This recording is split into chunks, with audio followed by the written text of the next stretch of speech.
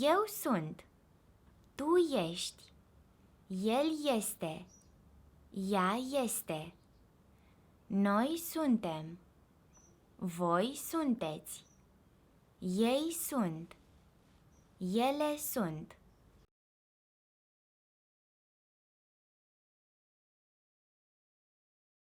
Legumele și fructele sunt o sursă excelentă de vitamine și minerale.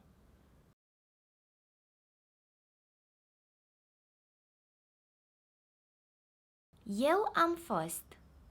Tu ai fost. El a fost. Ea a fost. Noi am fost. Voi ați fost.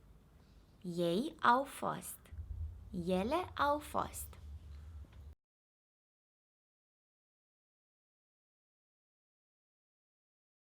Săptămâna trecută am fost la operă.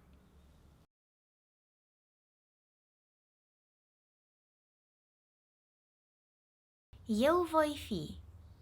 Tu vei fi. El va fi. Ea va fi. Noi vom fi. Voi veți fi. Ei vor fi. Ele vor fi.